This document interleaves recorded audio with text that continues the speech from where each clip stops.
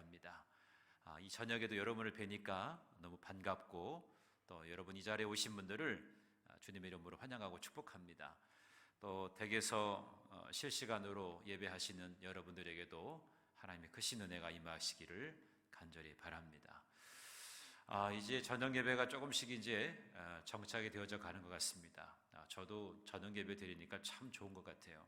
예전에 이 시간에 내가 뭘 했나, 아마 그냥 소파에 누워서 하루 일과를 푸는 아마 그 시간이었을 텐데, 이 시간에 하나님께 예배할 수 있어서 얼마나 감사한지 모릅니다.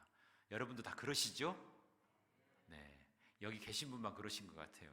아마 집에 계신 분들은 아마 좀 그러실 수도 있는 것 같은데, 저녁 예배가 익숙해지고, 또 사실은 원래 우리 교회의 특징으로 볼 때는 예배 드리고 점심 식사를 하고 성도 간의 교제를 나누고 오후 예배 드리는 게 우리 교회는 좀 잘 맞는 것 같아요. 왜냐하면 오후 예배 때 우리 학생들이나 우리 청년들이 잘 모이기 때문에 그 좋은 전통이 이 코로나로 인해서 지금 끊어져 있는 상태입니다. 그래도 우리가 예배는 드려야 되기 때문에 이 저녁에 우리가 함께 모이는데, 앞으로 다시금 완전한 일상이 회복되기는 어려울 수 있어도 어느 정도는 회복이 되어져서 다시금 교제도 있고, 우리 청년들, 우리 학생들이 함께 모이는 그런 우리 어른과 같이 드리는 예배가 다시금 복원되게 되기를 간절히 바랍니다. 여러분 그날을 위해서도 함께 기도해 주시기를 바랍니다. 제가 주일 저녁에는 교회란 무엇인가, 교회론에 관해서 함께 말씀을 나누고 있는데요, 지난 3주 동안에 걸쳐서는 교회의 정의에 대해서 말씀을 드렸습니다. 그래서 교회의 의미, 교회의 본질, 또 지난주에는 교회의 사명에 대해서 말씀을 드렸습니다. 오늘부터 3주 동안에는 교회의 가치에 대해서 함께 같이 연구해 보고자 합니다. 교회의 가치가 도대체 무엇일까? 가치를 연구하면 그 가치가 얼마나 소중한 가치인가를 우리가 같이 알아갈 수 있습니다. 우리나라 말이 참 재밌어요. 함께 한다고 하는 가치가 있고요, 그 어떤 물건의 값을 매기는 가치가 있어요. 이게 말이 아주 비슷비슷한데 아주 재미있습니다. 자, 교회를 경험하는 삶, 이제 우리가 두 번째 과정으로 교회의 가치에 대해서 생각해 보겠는데, 변하지 않는 가치라고 하는 것은 변하지 않지요. 그 의미가 무엇인지 먼저 제가 결론적으로 말씀을 드리면, 교회에는 세 가지의 가치가 있습니다. 예수 그리스도의 핏값으로, 또 예수 그리스도의 몸으로 세워진, 또 그리스도의 것이라고 하는 그런 가치를 두고 있는데, 오늘 이제 뒤에서 말씀드리겠지만 신약성경 사도행전에서 우리에게 보여주고 있는 10가지의 교회의 가치가 있습니다. 이 가치를 여러분 한번 깊이 여러분 마음속에 새기시고, 교회란 이런 가치를 가지고 있는 거구나. 사도행전을 보면 교회가 보입니다. 출애굽기를 보면 뭐가 보이죠? 우리의 인생이 보이고, 사도행전을 가만히 들여다보면 교회가 보입니다. 건강한 교회, 가장 이상적인 교회. 저는 우리 교회가 사도행전적인 교회가 되기를 간절히 바랍니다. 그래서 사도행전은 1장부터 28장까지 기록되어져 있는데 29장부터는 우리가 쓰는 거예요. 에덴 교회가 쓰자고요. 그래서 멋진 하나님의 마지막 때에 정말 하나님이 쓰시고자 하는 그런 교회의 모습을 아름답게 세워가는 우리 교회가 되기를 간절히 바랍니다.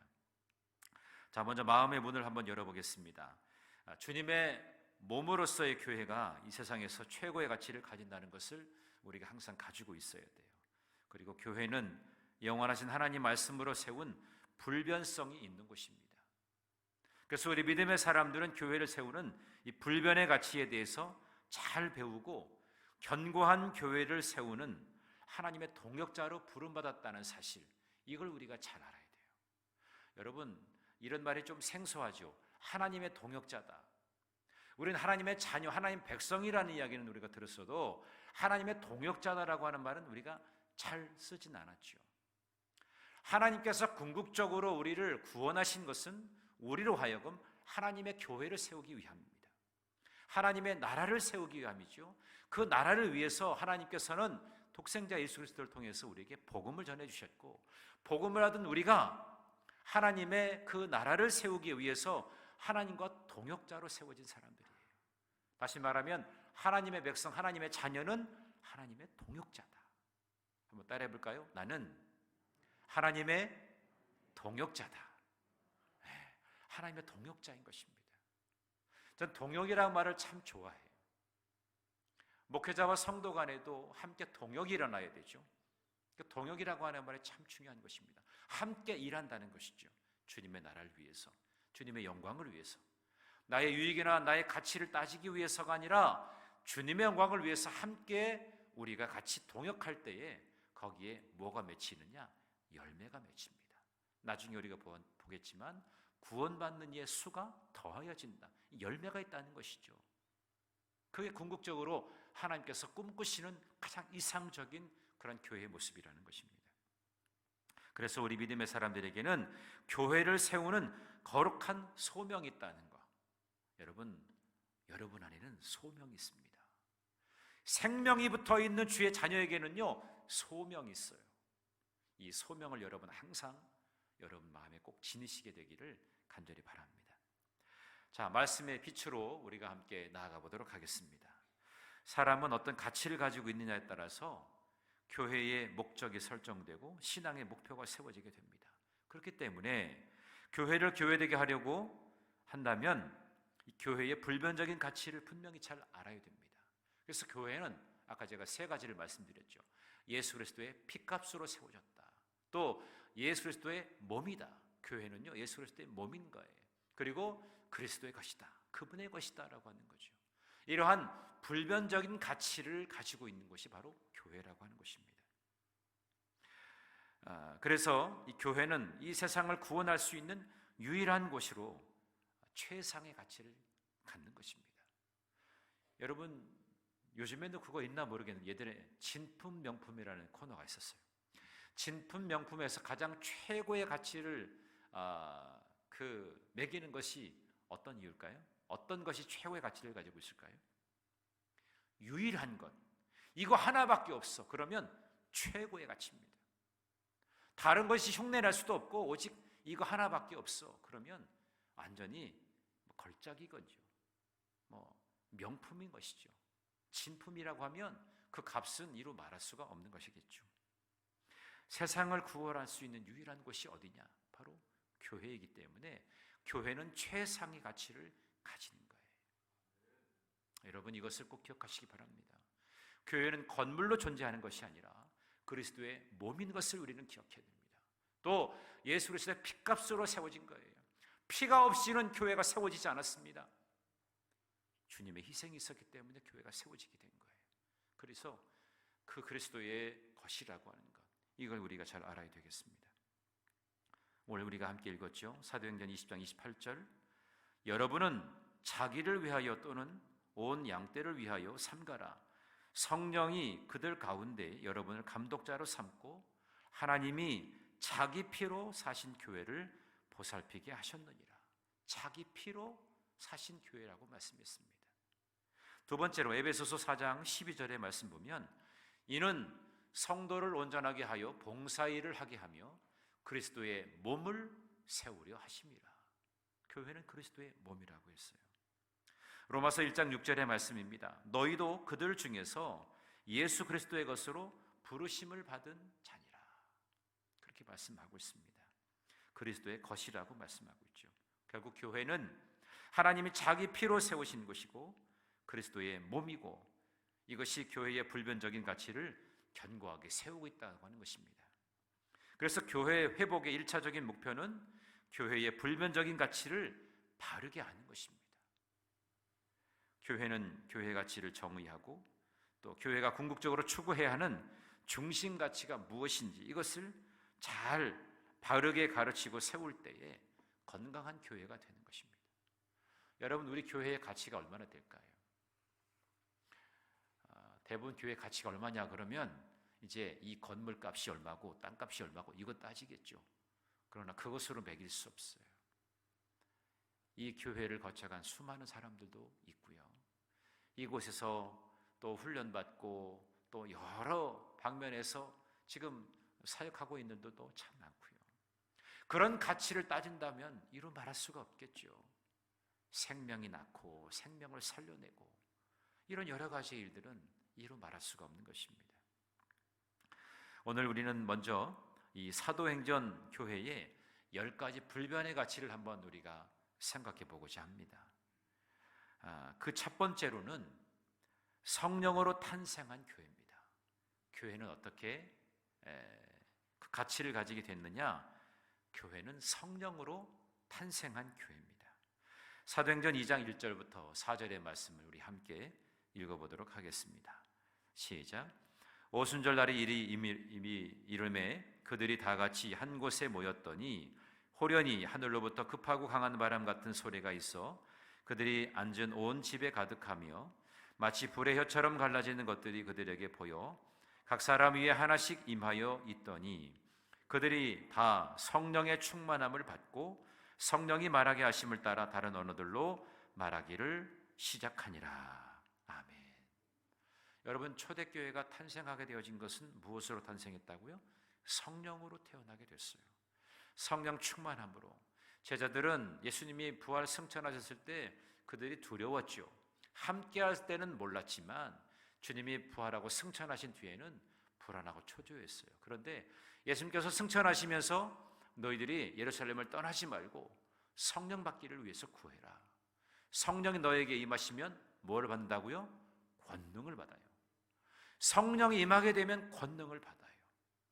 오늘 이 시대 가운데서도 여러분이 성령을 받게 되면 여러분이 권능을 받아요. 그래서 복음의 증인이 된단 말입니다. 복음의 증인에게는요 두려움이 없어요. 왜? 주님이 지키신다는 것을 믿기 때문에, 또 이 사역이 얼마나 소중하고 귀한 것 알기 때문에 성령이 임하면 두려울 것이 없습니다. 성령의 충만함. 그래서 여러분, 제가 지난번 새벽 예배 때 말씀드렸는데 충만하다는 것은 성령의 지배를 받고 있다 그랬어요. 술 취한다 그러면 술의 지배를 받고 있는 거나 똑같은 것이죠. 성령 충만하다, 성령의 지배를 받고 있는 거예요. 그러니까 내 의지와는 상관없이 성령께서 나를 지켜주세요. 나에게 담대함도 주세요. 그러니까 우리가 불안해하거나 두려워할 이유가 없다는 것이죠. 전 여러분들이 성령 충만하시기를 바랍니다. 그래서 어떤 상황에서도 승리할 수 있는 여러분의 삶이 되길 바라요. 교회가 탄생되어진 것은 바로 성령으로 탄생하게 되었다는 것입니다. 자, 두 번째, 예수 공동체를 이루는 교회입니다. 교회 가치, 예수 공동체다라고 하는 거죠. 사도행전 2장 42절부터 47절까지 우리 함께 읽어보도록 하겠습니다. 시작. 그들이 사도의 가르침을 받아 서로 교제하고 떡을 떼며 오로지 기도하기를 힘쓰니라. 사람마다 두려워하는데 사도들로 말미암아 기사와 표적이 많이 나타나니 믿는 사람이 다 함께 있어 모든 물건을 서로 통용하고 또 재산과 소유를 팔아 각 사람의 필요를 따라 나눠주며 날마다 마음을 같이하여 성전에 모이기를 힘쓰고 집에서 떡을 떼며 기쁨과 순전한 마음으로 음식을 먹고 하나님을 찬미하며 온 백성에게 칭송을 받으니 주께서 구원받는 사람을 날마다 더하게 하시니라. 아멘. 자, 예수 공동체입니다. 예수 공동체라고 하는 것에는, 이 공동체성에는 여러 가지의 것들이 있는데 거기엔 사도의 가르침이 있습니다. 교제도 있습니다. 나눔도 있어요. 또 오로지 기도에 전념하는 그런 영성도 있습니다. 하나님을 찬양하죠. 또 여러 가지 그럼으로 인해서 기사와 표적도 일어나게 되죠. 또 물건이 있으면 서로 통용하는 거예요. 내가 없는 건 누가 채워주고 누구에게 없는 건 내가 채워주는 그런 서로 통용하는 그런 공동체라고 하는 것입니다. 성전에 모이기를 힘쓰고 순전한 마음으로 함께 음식을 나누면서 찬미하면서 이러한 공동체의 모습을 통해서 백성들에게 칭송을 받았다 그러는 거죠. 예수 공동체는요, 칭송을 받는 공동체입니다. 그러니까 교회가 칭송받지 못하고 있다, 그건 우리가 생각해 봐야 돼요. 우리끼리만이 아니라 우리가 주님께로부터 성령으로 태어나게 된 교회라고 하는 것을 알게 될 때 우리가 예수 공동체니까 이 예수 공동체는 거룩한 영향력을 끼쳐야 되는데, 그래서 모든 사람에게 칭송받을 수 있어야 된다는 거예요. 칭송받는. 우리는 어떻게 칭송받아야 될 것이냐. 이 우암동이나 이 청주가 에덴 교회가 있음으로 인해서 복을 받고, 아멘. 우리 에덴 교회가 있으므로 이 우암동 지역이 복을 받고 여러분의 가정도 복을 받고 우리의 이웃들도 복을 받는 놀라운 은혜가 임하기를 간절히 바랍니다. 칭송받는 공동체. 그래서 여러분, 우리가 전도지를 많이 돌리지 않아도 칭송받게 되면요, 사람들이 몰려와요. 그 교회는 뭔가 있어. 다른 교회는 뭔가 다릅니다. 그렇죠? 뭔가 다른 사람은 뭔가 달라요. 교회도 마찬가지죠. 칭송받을 이유가 있으니까. 오늘 아침에 제가 가이오에 대한 말씀을 드렸어요. 요한이 그렇게 사랑하는 자라고 그 짧은 편지에 5번이나 강조하면서 이야기하는 것은 뭘까요? 사랑받을 만하니까 내 사랑하는 자라고 그렇게 고백하고 있지 않습니까? 우리 교회가 칭송받을 만한 그런 가치가 있을 때에 구원받는 예수는 자동적으로 더하여지는 거예요. 우리가 무엇에 칭송받아야 될 것인가? 이걸 우리 잘 한번 생각해 봐야 되겠습니다. 자, 세 번째로는 날마다 기적을 베푸는 교회다 그랬어요. 사도행전 3장 6절부터 10절까지 우리 함께 읽어보겠습니다. 시작. 베드로가 이르되 은과 금은 내게 없거니와 내게 있는 이것을 내게 주노니 나사렛 예수 그리스도의 이름으로 일어나 걸으라 하고 오른손을 잡아 일으키니 발과 발목이 곧 힘을 얻고 뛰어서서 이르며 그들과 함께 성전으로 들어가면서 걷기도 하고 뛰기도 하며 하나님을 찬송하니 모든 백성이 그 걷는 것과 하나님을 찬송함을 보고 그가 본래 성전 미문에 앉아 구걸하던 사람인 줄 알고 그에게 일어난 일로 인하여 심히 놀랍게 여기며 놀라니라. 아멘. 베드로가 성전 앞에 있는 그 장애우를 붙들어주고 그를 일으켜 세워주지 않습니까? 놀라운 기적이 일어나게 된 것이죠. 교회는 놀라운 치유와 기적이 일어나는 곳입니다. 매일매일 기적이 일어나는 곳이 바로 교회입니다. 여러분이 스스로 알지 못하지만 여러분 안에 수많은 기적들을 여러분 경험하고 있을 거예요. 그래서 우리는 날마다 놀라운 기적을 행하시는 그 가치를 우리에게 허락하여 주시는 이 교회 공동체 안에 거하고 있다는 거 우리는 영광스럽게 생각할 필요가 있습니다. 자, 네 번째는 서로의 필요를 채워주는 교회입니다. 우리 교회는 서로의 필요를 채워주는 곳입니다. 사도행전 4장 32절부터 35절의 말씀입니다. 우리 함께 읽어보겠습니다. 시작. 믿는 무리가 한 마음과 한 뜻이 되어 모든 물건을 서로 통용하고 자기 재물을 조금이라도 자기 것으로 하는 이가 하나도 없더라. 사도들이 큰 권능으로 주 예수의 부활을 증언하니 무리가 큰 은혜를 받아 그 중에 가난한 사람이 없으니 이는 밭과 집 있는 자는 팔아 그 판 것의 값을 가져다가 사도들의 발 앞에 두매 그들이 각 사람의 필요를 따라 나누어 줌이라. 각 사람의 필요에 따라서 나누어 주었다. 그 나누어 줄 수 있었던 유일한 비결이 제일 앞에 있죠. 한 마음과 한 뜻이 되었기 때문에 그렇습니다. 한 마음과 한 뜻으로 이루어지게 되면 우리는 서로의 필요를 압니다. 여러분, 사랑하는 사람은요, 사랑하는 사람이 무엇 때문에 고민하고 아파하고 괴로워하는지 다 압니다. 만약에 모른다고 하면 진짜 사랑하는 게 아니죠. 저분이 무엇 때문에 아파할까? 무엇 때문에 괴로워할까? 이게 느껴진다는 것이죠.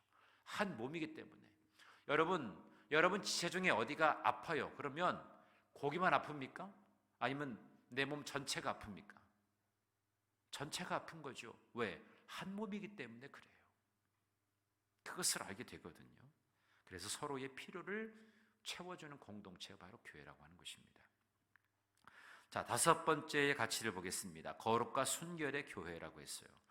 사도행전 5장 1절부터 4절까지 말씀입니다. 우리 함께 읽어봅니다. 시작. 아나니아라 하는 사람이 그의 아내 삽비라와 더불어 소유를 팔아 그 값에서 얼마를 감추매 그 아내도 알더라. 얼마만 가져다가 사도들의 발 앞에 둔지 베드로가 이르되 아나니아야 어찌하여 사단이 내 마음에 가득하여 내가 성령을 속이고 땅값 얼마를 감추었느냐. 땅이 그대로 있을 때에는 내 땅이 아니며 판 후에도 내 마음대로 할 수가 없더냐. 어찌하여 이 일을 내 마음에 두었느냐? 사람에게 거짓말한 것이 아니요 하나님께로다. 아멘. 아나니아와 삽비라 부부가 있었습니다. 이 바나바가 사람들에게 칭송을 받으니까 크게 부러웠던 것이죠. 바나바는 자기의 모든 것을 팔아서 교회에 내놓았더니 모든 사람에게 칭송을 받거든요. 자기도 그런 칭송받고 싶어하는 마음이 있는 거예요. 그래서 소유를 팔아가지고 전부 다 드린 것이 아니라 아까우니까 그 값에 얼마는 감추었어요. 그래서 자기는 다 드렸다. 근데 다 드린 것이 아니잖아요. 그냥 얼마를 드렸다 이렇게 하면 괜찮을 텐데 자기는 끝까지 다 드렸다고 하는 것이죠. 우리의 생각으로는 그래도 드렸으니까 그 정도는 이해해 줄 수 있지 않겠느냐라고 하지만, 여러분, 왜 이들의 생명이 죽음으로 전락할 수밖에 없었을까요? 그들은 거짓말을 했기 때문에 그렇습니다. 거짓말은 사람에게만 한 것이 아니라 하나님을 속이는 것이죠. 하나님께 거짓말한 것이죠. 그건 하나님께서 가장 미워하는 것이란 말입니다. 그래서 교회는 거룩과 순결의 교회인 것입니다. 교회의 가치는 거룩에 있어요. 또 순결에 있습니다. 이걸 잃어버리면 교회가 아닌 것이죠. 자, 6번째입니다. 고난과 함께 복음을 전하는 교회입니다. 고난과 함께 복음을 전하는 교회다. 사도행전 5장 17절부터 20절까지의 말씀을 우리 함께 읽어봅니다. 시작. 대제사장과 그와 함께 있는 사람, 즉 사두개인의 당파가 다 마음의 시기가 가득하여 일어나서 사도들을 잡아다가 옥에 가두었더니 주의 사자가 밤에 옥문을 열고 끌어내어 이르되 가서 성전에 서서 이 생명의 말씀을 다 백성에게 말하라 하매. 아멘. 우리는 고난받을 수 있습니다. 근데 이 고난과 함께 복음을 전하는 곳이 바로 교회입니다. 교회라고 해서 하나님께서 다 돌보고 살펴주신다고 해서 항상 안전한 것은 아니죠. 고난은 언제나 어떤 시대나 어떤 상황에서도 고난은 존재합니다. 그러나 고난과 함께 이 복음이 전해지고 있다는 사실이에요. 그래서 그 복음이 더 가치가 있는 것입니다. 그냥 평안한 상태에서 복음만 전해지는 것이 아니라 어떠한 역경 속에서도 그 복음의 역사는 변함없이 진행되고 있거든요. 그러니까 그것이 강력하게 일하는 것이죠. 여러분, 만약에 생각해 보세요. 고난의 시대에 복음을 붙들지 않았다. 그렇다고 하면 이 복음이 계속해서 이어질 수가 없었겠죠. 우리나라만 해도 마찬가지 아닙니까? 우리나라에도 순환의 시대가 참 많았습니다. 그러나 교회를 통해서 모든 믿음의 사람들이 이 복음을 끝까지 붙들었습니다. 생명을 걸고, 만약에 복음이 진정성이 없고 복음이 가치가 없었다면 자기의 목숨을 걸고 복음을 지킬 수 있을까요? 그렇지 않았겠지요. 그러나 복음의 능력이 있고 복음엔 가치가 있고 복음에는 생명력이 있기 때문에 목숨을 걸고 이 복음을 지키기 위해서 우리 믿음의 선조들은 끝까지 투쟁을 했어요. 그래서 오늘날에 우리가 이렇게 평안한 가운데서 예배하고 그 말씀을 함께 나눌 수가 있는 것입니다. 귀한 것이죠. 고난과 함께 복음을 전하는 교회의 모습을 보여주고 있는 것입니다. 자, 7번째입니다. 교회와 사람을 세우는 교회입니다. 사도행전 6장 3절부터 7절까지를 우리 함께 읽어보도록 하겠습니다. 시작. 형제들아, 너희 가운데서 성령과 지혜가 충만하여 칭찬받는 사람 7을 택하라. 우리가 이 일을 그들에게 맡기고 우리는 오로지 기도하는 일과 말씀 사역에 힘쓰리라 하니, 온 무리가 이 말을 기뻐하여 믿음과 성령이 충만한 사람 스데반과 또 빌립과 브로고로와 니가노로와 디몬과 바메나와 유대교에 입교하던 안디옥 사람 니골라를 택하여 사도들 앞에 세우니, 사도들이 기도하고 그들에게 안수하니라. 하나님의 말씀이 점점 왕성하여 예루살렘에 있는 제자의 수가 더 심히 많아지고 허다한 제사장의 무리도 이 도에 복종하니라. 아멘. 초대교회 7 집사를 세우는 그러한 장면입니다. 사도들이 말씀을 전하고 기도하는 일에 그거와 함께 여러 가지의 봉사하고 섬기는 것을 하다 보니까 이건 너무나 이게 역할이 큰 거죠. 그래서 따로 이제는 구별해서 7 집사를 세우는 것이죠. 그 사역을 나누는 것입니다. 복음을 전하고 기도하는 이들, 또 봉사하는 이들, 이렇게 나누어서 사역을 하게 되는 것이란 말입니다. 교회를 통해서 사람을 세우는 것이죠. 교회는 건강한 일꾼들이 세워지는 것입니다. 오늘 우리가 아침에 신천 임원들 임직식을 하지 않았습니까? 일꾼들을 세우는 거죠. 자꾸만 일꾼들을 개발하고 발굴하고, 그래서 그들을 권면해서 그들로 하여금 주님의 역사를 이제 힘있게 할 수 있도록, 그들의 가능성을 열어주고 그들의 무궁무진한 그러한 능력들을 그렇게 마음껏 펼칠 수 있도록. 그래서 교회는 다양한 사역들이 필요한 것이죠. 그래서 모두가 다 헌신된 마음을 가지고 있으면 어떤 부서에서든지 어떤 역할에서든지 할 수가 있는 거예요. 제가 이번에 전화 신방을 하면서 몇 분들에게 이런저런 얘기를 하는데, 그분들은 툭툭 목사님 제가 하겠습니다. 얼마나 감사했는지 몰라요. 이렇게 선포하니까 마음의 준비를 하고 있으셨구나, 그런 분들이 계시더라고요. 이게 얼마나 감사했는지 모릅니다. 잠재되어 있는 일꾼들이 참 많은 거예요. 목회자는 그래서 여러분의 은사를 발굴하고 여러분의 은사를 자꾸만 이렇게 키워드리는 것이 목회자가 해야 될 일입니다. 간혹가다 제가 엉뚱한 생각을 할 때가 있어요. 제가 머리가 복잡하고 혼미할 때, 나도 일반 그냥 평신도 했으면 좋겠다, 그런 생각이 들 때가 있어요. 우리 성도님들이 좀 목회를 한 달만 좀 해봤으면 좋겠다. 아니, 한 달은 아니고 한 일주일만 좀 해봤으면 좋겠다. 그 목사의 마음을 알려나? 이런 생각이 들 때가 있어요. 목회자도 연약합니다. 여러분들이 저를 볼 때 완벽하기를 바라시지만 저는 완벽할 수가 없어요. 그런 마음의 소원을 가지고 있다면 일찍 접으세요. 일찍 접으시란 말이에요. 괜히 그런 마음을 가지고 있다가 실망하지 마시고, 저도 연약합니다. 그렇기 때문에 기도하는 거예요. 기도하면 하나님께서 때로 지혜도 주시고, 여러분은 수만 명, 수천 명이시지만 목회자는 하나예요. 그러니까 여러분에게 들려지는 그 소리를 다 듣고 제가 소화를 잘 해서 이야기를 해야 되는데, 모든 분들의 요구를 다 제가 충족시켜 드릴 수는 없어요. 어느 것이 가장 합리적이고 가장 이상적인 건지 제가 분별하고 제가 기도하면서 때로는 제가 정말 하나님과 씨름할 때가 있습니다.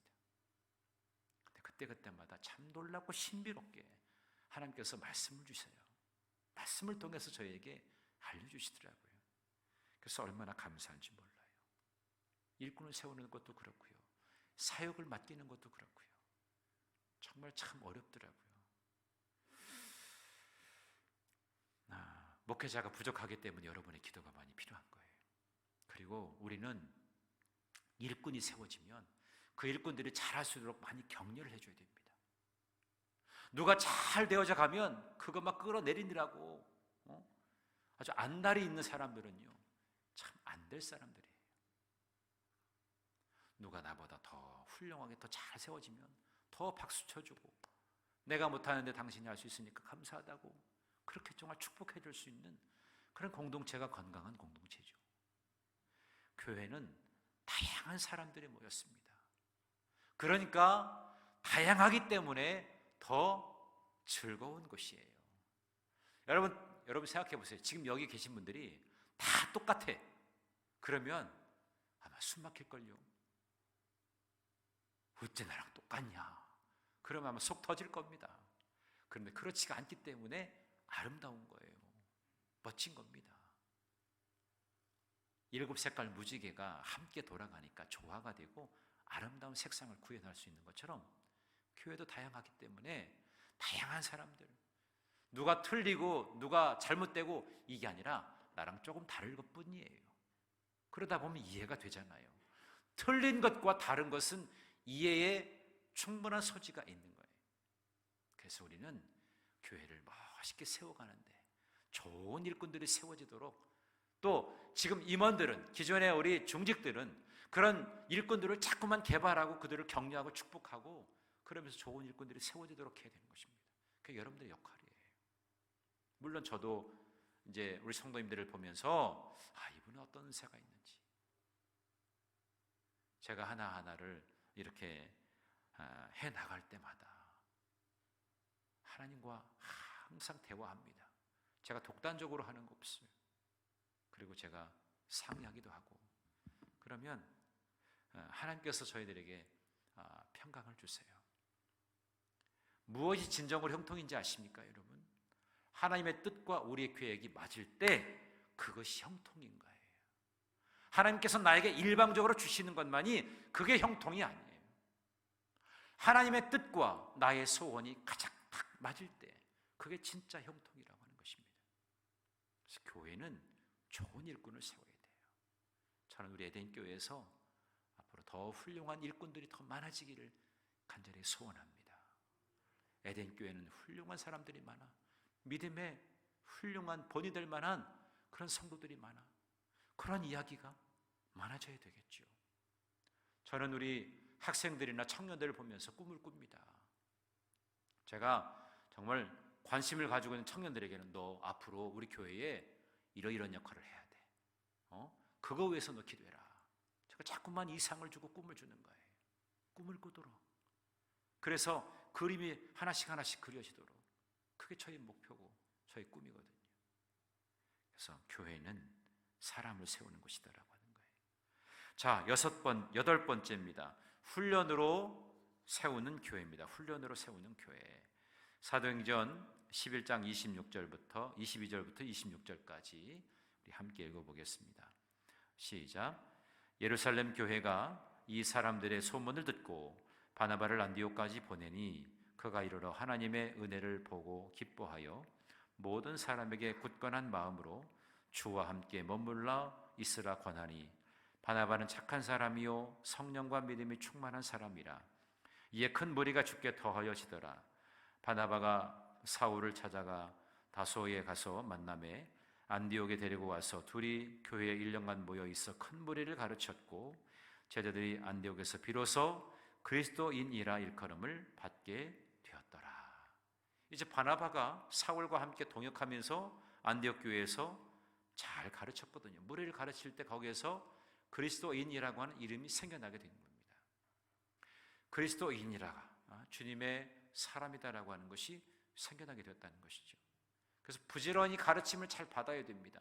교회에서도 여러분 잘 배워야 돼요. 결핍되어진 그런 영혼의 결핍이 있으니까 자꾸만 엉뚱한 데 가서 배우다가 엉뚱한 이단에 빠지고 이런 사람들이 참 많은 거예요. 교회에 가르침을 잘 받고 이해하고 그것에 대해서 훈련을 잘 받게 되어질 때 비로소 우리가 그리스도인이 될 수 있는 것입니다. 여러분, 우리 믿음의 사람들이라고 하는 이 그리스도인, 이것만큼 멋진 이름이 없어요. 주님이 내 안에 계시다. 주님이 내 안에 계시다는 것은 뭡니까? 주님이 나를 다스리시고 나의 삶의 모든 주권이 주님께 있다는 것을 우리가 인정하는 사람이죠. 그리스도인, 저와 여러분은 그리스도인입니다.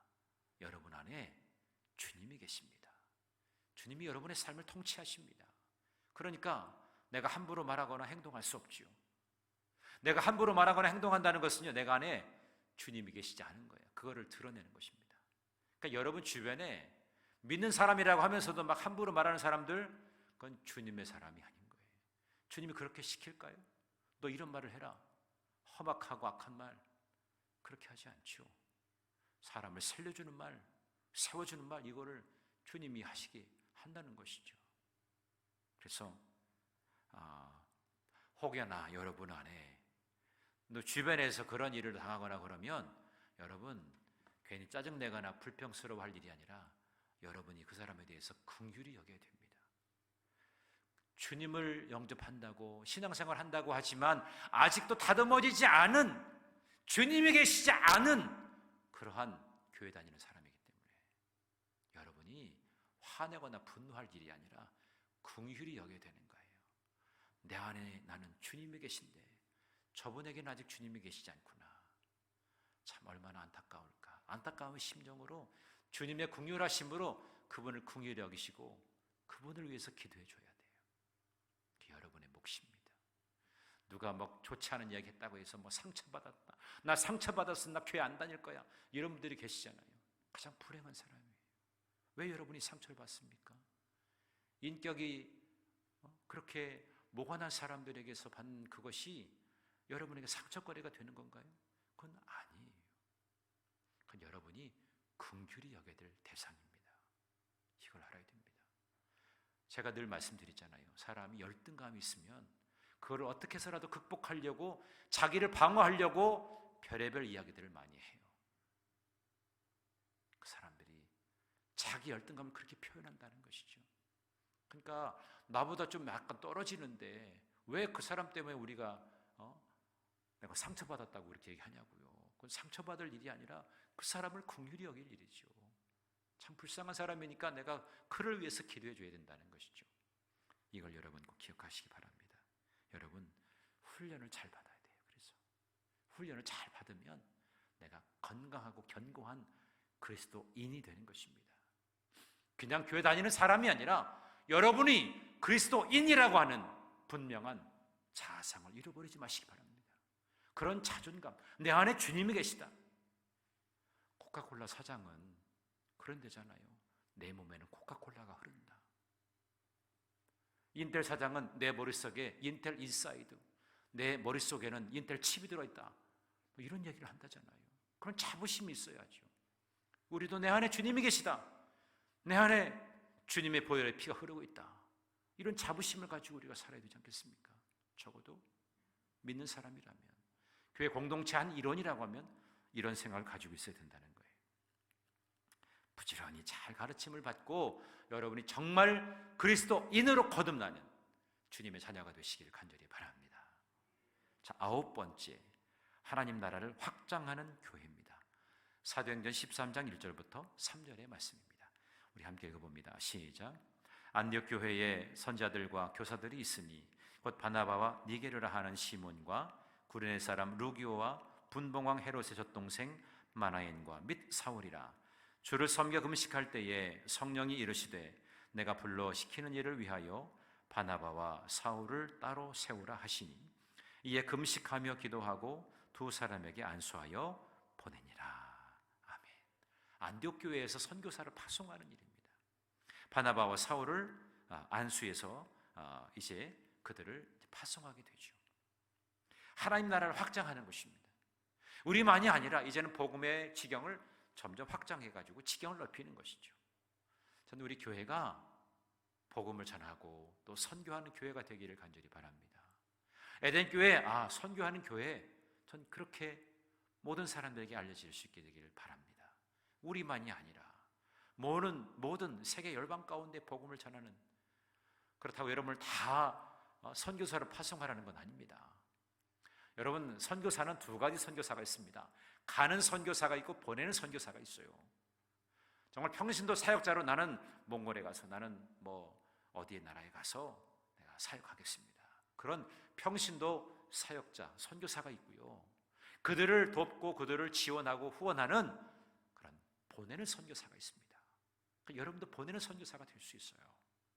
제가 오전에 말씀드린 것처럼 그 집사님은 그분도 선교사인 거예요.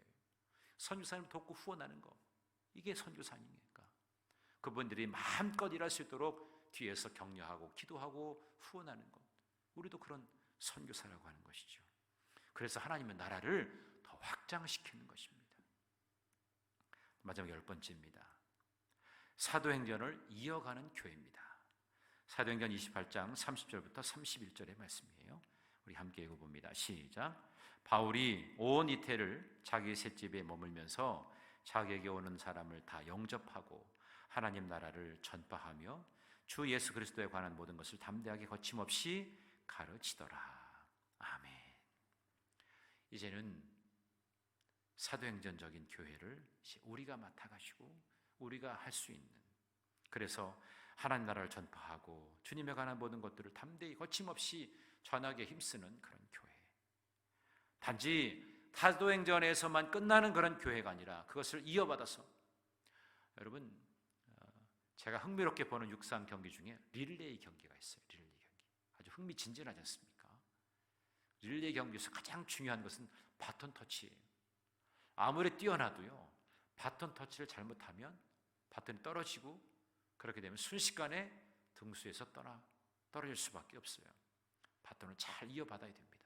사도행전을 우리가 잘 배우고 익혀서 교회가 어떤 곳인가라고 하는 것을 알았을 때 우리도 이제는 그 사도행전적인 역사를 우리가 이제는 쓰는 겁니다.